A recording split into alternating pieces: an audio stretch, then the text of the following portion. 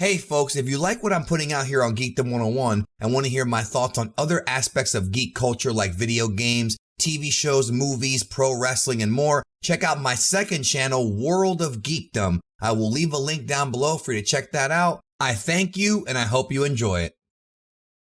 The Destructo disc is very much like the solar flare in that it is a move that is not necessarily based on the power of the wielder, but more so the effectiveness of the move itself, and can actually do quite a bit of damage and is very dangerous even against those who are multiple times stronger than you. And on this edition of the technique guide, we're going to look at the Kienzan, its original name. I can tell you all about it. Let's go.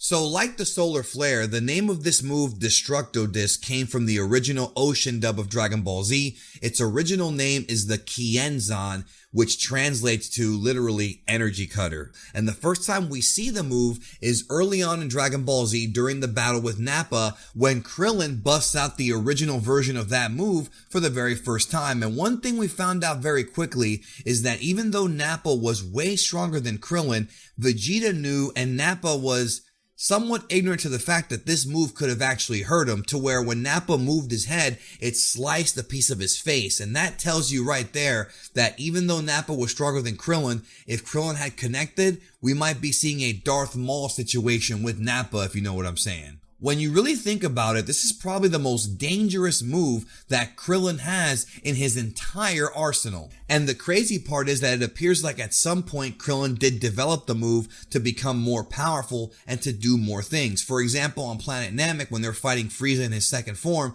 Krillin is able to cut off Frieza's tail. You have to remember that Krillin in this era was so much weaker than Frieza. Frieza in Form 2 was at a power level of over 1,000,000, and Krillin was able to cut his tail off. That is absurd. And the way the move works is that it's basically pure concentrated energy to where it can slice through anything.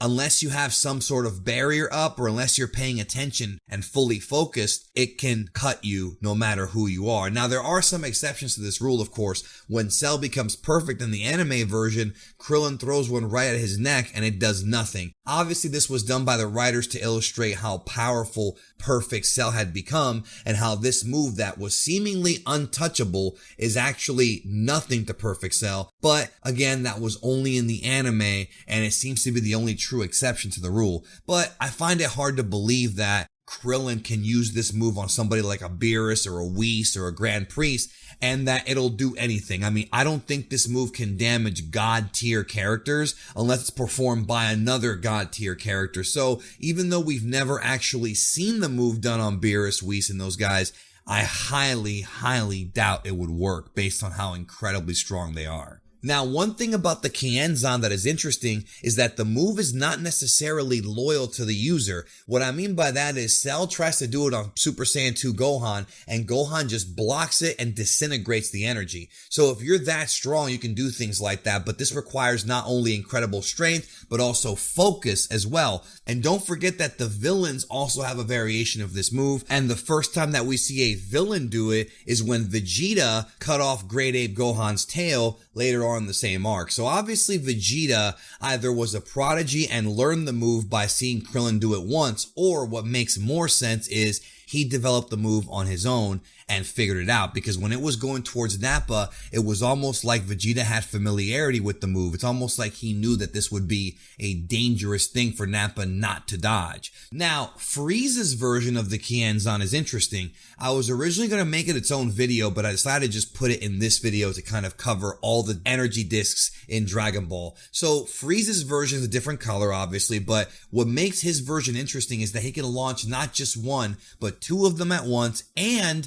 he can also control them with his telekinesis. Frieza has incredible telekinetic powers we see during the fight with Goku, but here he can use his mind and his arms to move the discs around like it's the Force or something, and to strike at Goku. But of course that winds up being his downfall, because Frieza loses concentration. Goku tries to tell him to watch out. It's too late, and Frieza ends up getting cut in half by his very own move in a very poetic type of finish for that fight. So as Krillin developed this move, he was able to learn how to shoot multiple discs, including all the way into Dragon Ball Super, to where he became so efficient at this move that he could toss 3 at once and put his enemies in great peril. And it's also obvious that he taught the move to his wife, Android 18, because in Dragon Ball Z, she uses the move to cut Mighty Mask in half and reveal them to be Goten and Trunks. So she learned something from Krillin despite being his superior in combat, and that's kind of heartwarming in a way. I can picture Krillin training her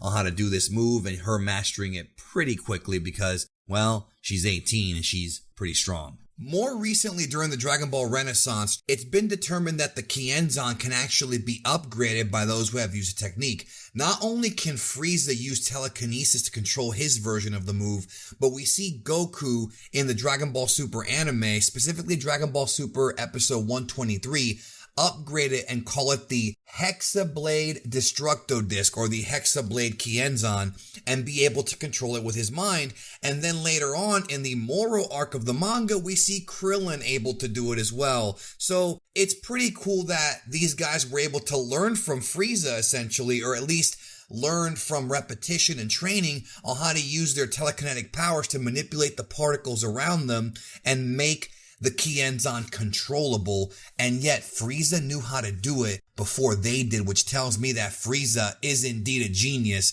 more than we give him credit for sometimes. I should also mention as a side note that in Dragon Ball FighterZ, the move is called the Death Saucer, which kind of makes sense. It's actually a cooler name than Destructo Disc because Destructo doesn't really sound like it fits. You know, it's destroying something, like blowing it up, whereas Death Saucer is like, okay, we have a saucer and it can kill you. I don't know. I like that name more, but that's essentially Frieza's name for that move, even though some have called it the Tracked Kienzan. It's whatever you want to call it. To me, it's the same move except enhanced. And we see Cell do the move as well in the fight with Goku and at other times, like I mentioned earlier in the video. So with that being said, that will bring the technique guide for the Kienzan to an end. Thank you, and I will catch you in the next one.